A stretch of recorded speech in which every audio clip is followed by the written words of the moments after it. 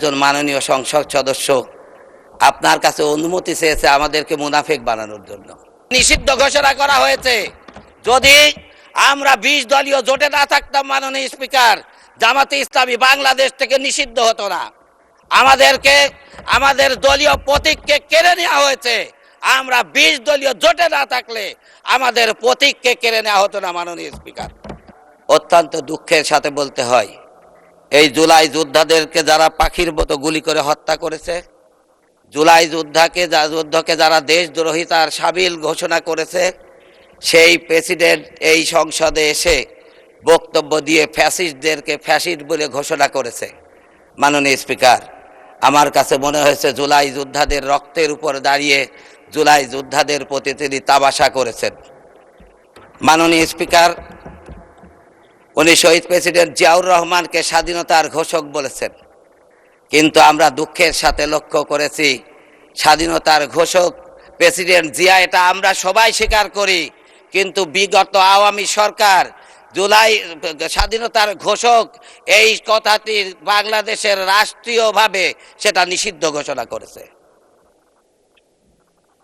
মাননীয় স্পিকার, আমরা অত্যন্ত কষ্টের সাথে একটা জিনিস লক্ষ্য করলাম, আমাদের একজন মাননীয় সংসদ সদস্য আপনার কাছে অনুমতি চেয়েছে আমাদেরকে মুনাফিক বানানোর জন্য। মুনাফিক শব্দ ব্যবহার করার অনুমতি চেয়েছে, আপনি অনুমতি দেন নাই মাননীয় স্পিকার, এজন্য আপনাকে ধন্যবাদ।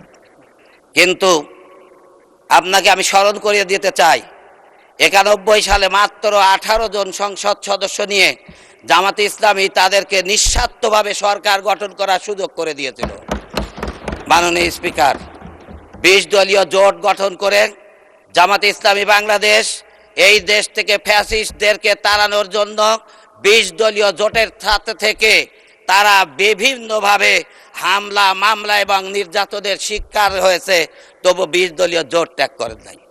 মাননীয় স্পিকার, ফ্যাসিস্টদের চরম চাপের মুখে 20 দলীয় জোট ত্যাগ না করে সীসা ঢালা প্রাচীরের মতো আমরা থেকে এই দেশ থেকে ফ্যাসিস্টদের তাড়ানোর সকল আন্দোলনে সকল সংগ্রামে আমরা জেল খেটে আমরা হাজত খেটে 20 দলীয় জোটে শরিক ছিলাম মাননীয় স্পিকার।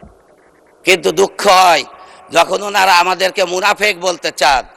আমাদের নেতৃবৃন্দকে ফাঁসি দিয়ে হত্যা করা হয়েছে। আমার মনে হয় যদি আমরা 20 দলীয় জোটে না থাকতাম আমার নেতাদেরকে ফাঁসি দেওয়া হতো না। জামাতে ইসলামীকে নিষিদ্ধ ঘোষণা করা হয়েছে। যদি আমরা 20 দলীয় জোটে না থাকতাম মাননীয় স্পিকার, জামাতে ইসলামী বাংলাদেশ থেকে নিষিদ্ধ হতো না। আমাদেরকে আমাদের দলীয় প্রতীককে কেড়ে নেওয়া হয়েছে। আমরা 20 দলীয় জোটে না থাকলে আমাদের প্রতীককে কেড়ে নেওয়া হতো না মাননীয় স্পিকার।